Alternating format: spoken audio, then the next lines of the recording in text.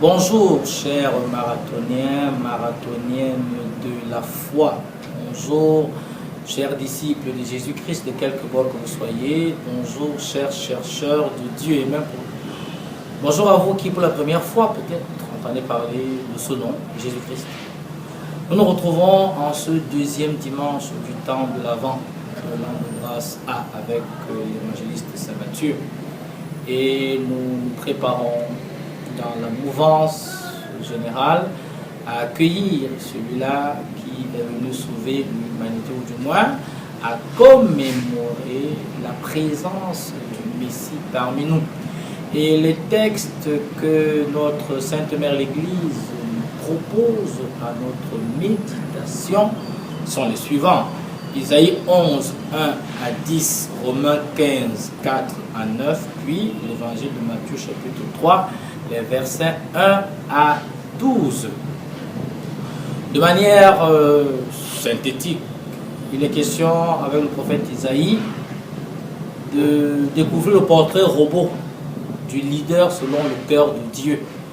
Et culture biblique aidant, Jésus dans l'évangile de Luc, chapitre 4 précisément, va reprendre cette prophétie d'Isaïe. L'Esprit de Dieu repose sur moi, l'Esprit de Dieu m'a envoyé proclamer la paix et la joie. C'est cet esprit-là qui a 7 dons dont tout leader a besoin pour mener à bien les missions que le Seigneur lui confie. Isaïe également va nous présenter une question assez actuelle parce qu'il y a une bonne coloration environnementale. Et là, on retrouve en lisant Isaïe l'harmonie originelle. Et voilà une évocation, sans le dire, du livre de la Genèse, où tout était en harmonie, la création en son sein, l'homme avec la nature, l'homme avec son Dieu, et toutes les dynamiques de tension, de division, de séparation, bref, tout ce qui est contraire au projet de Dieu. Isaïe, en cette belle péricope, nous présente justement le projet de Dieu mis à jour. On va évoquer comme ça ce que Jean a écrit dans l'Apocalypse au chapitre 21, les versets 1 et les versets 5. Voici que je fais une terre nouvelle, voici que j'ai fait des cieux nouveaux. Le monde ancien s'en est allé avec toute sa hideur, toute sa laideur. Le monde nouveau est parmi nous. Et on va comme ça prier avec, n'est-ce pas, le prophète Isaïe, pour que tous ceux d'entre nous qui auraient un quelconque leadership à exercer le fassent selon le cœur de Dieu. Et la question est adressée à nous tous. De quoi avons-nous besoin pour mener à bien la mission qui est la nôtre comme baptisés, on va dire, notre vocation baptismale.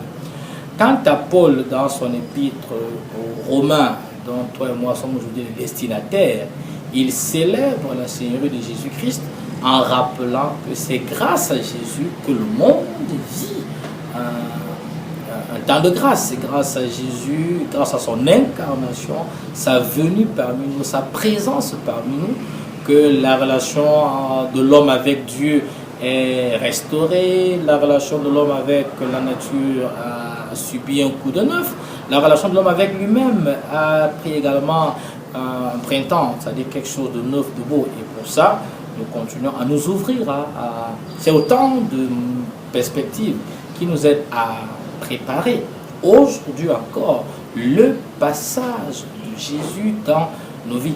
Et dans l'évangile de Matthieu, on a la voix retentissante du dernier prophète de la tradition biblique, qui est Jean, cousin de Jésus. À travers le désert, il crie, son message est simple: changez de vie, repentez-vous, convertissez-vous. Et il va emprunter un certain nombre d'images pour montrer non seulement l'urgence, la nécessité, n'est-ce pas, de la conversion.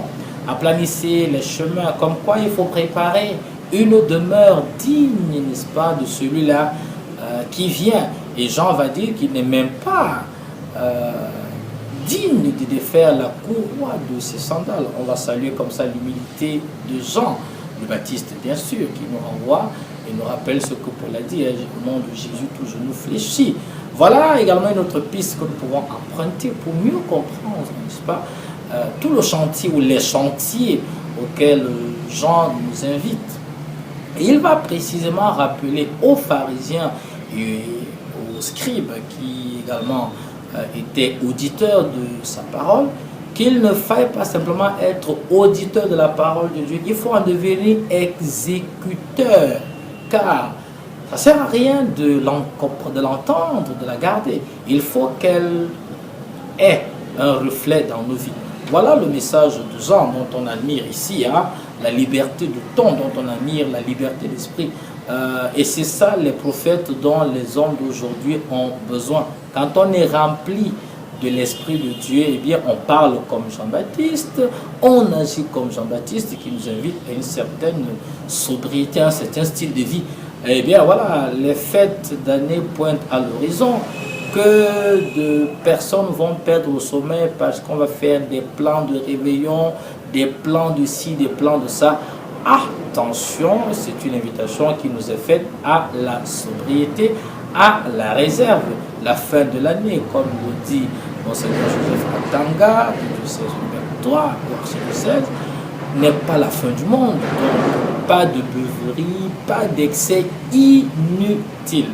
Jean-Baptiste, justement, quand il nous convie à ce grand chantier de préparation de la venue du Seigneur, eh bien, on a envie de dire, il nous invite simplement à ce que chacun balaie devant sa porte.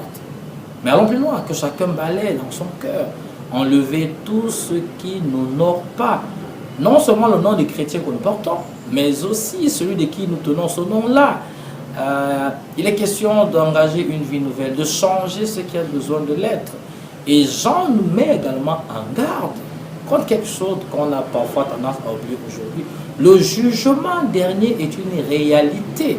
Jésus est venu pour juger le monde par rapport à son agir. Donc chacun doit se préparer, eh bien, à rendre compte de la gestion qu'il aura faite de la vie que lui Dieu a donnée, de la gestion qu'il aura faite des dons que le Seigneur a voulu déposer en lui. Et pourquoi ne pas ce dimanche nous rappeler quelques chantiers pour être beaucoup plus précis? Celui qui écoute la parole de Dieu comme toi et moi devient un exécuteur de celle-ci en faisant tomber les collines, les montagnes de l'orgueil, de la paresse, de la colère, de la luxure, de l'envie, de l'avarice et de la gourmandise. Vous avez relevé là ce que l'Église a nommé les 7 péchés capitaux. Donc, Jean-Baptiste nous invite à produire des fruits de conversion qui sont exactement le contraire de ces péchés que nous venons d'énoncer. À chacun donc de retrouver dans sa vie qu'est-ce qui empêche la lumière du Christ de rayonner davantage en lui, et avec l'aide de l'Esprit Saint, qu'il prenne l'heureuse décision désormais de ne plus contrister l'Esprit Saint, de ne plus contrister Jésus-Christ, de ne plus contrister Dieu le Père. Ce chantier-là, ils ne sont pas aisés, il faut le reconnaître. Et c'est pour ça que Jean nous donne quelques pistes. Le jeûne aujourd'hui, quelle est sa place dans ta vie? Le jeûne est un exercice spirituel dont les fruits ne sont pas des moindres. En cette période de fête encore, Jean nous invite simplement à la sobriété. Si tu veux, on peut s'amuser comme ça. Celui qui écoute la parole de Dieu en luttant contre l'orgueil devient humble. Celui qui écoute la parole de Dieu, quand elle a pris corps dans sa vie, chasse la paresse en se mettant au travail.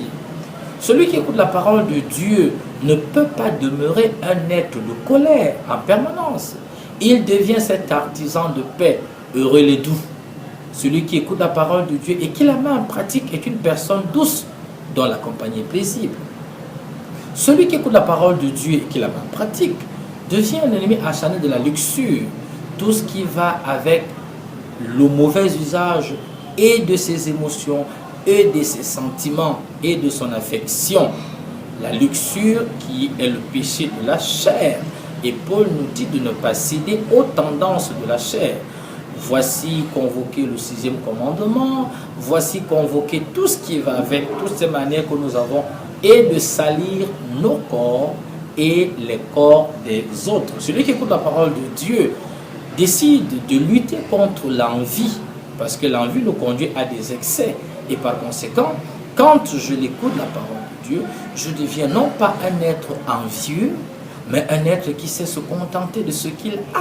Voilà. Celui qui écoute la parole de Dieu lutte contre l'avarice. Celui qui ne sait pas partager. Et justement, en partageant, je lutte, je combats contre les méfaits de l'avarice qui nous détruisent. Finalement, la gourmandise, la loi de tout pour moi, rien pour les autres, ne tient pas la route. Et celui, justement, qui écoute la parole de Dieu, celui qui est habité par l'Esprit Saint, n'a pas de place pour la gourmandise, ne l'aime pas. Et par conséquent, est un être qui partage. Donc voilà quelques chantiers pratiques que Jean-Baptiste nous proposait bien. Chers amis, chers frères et sœurs, chers chercheurs de Dieu, marathoniens, marathoniennes, voilà quelques dynamiques que j'ai voulu avec toi partager pour nourrir ce temps de grâce, le 2e. Nous nous retrouverons la semaine prochaine, nous serons au 3e dimanche du temps de l'Avent, commençons déjà à faire le point. Mais laissons encore la parole de Dieu à travers le prophète Jean-Baptiste résonner fortement, densément et intensément dans nos vies. N'oublions pas que chacun de nous est prophète et par conséquent, nous devons être auditeurs, mais surtout exécuteurs de la parole de Dieu. Bon dimanche et à la semaine prochaine avec la grâce divine.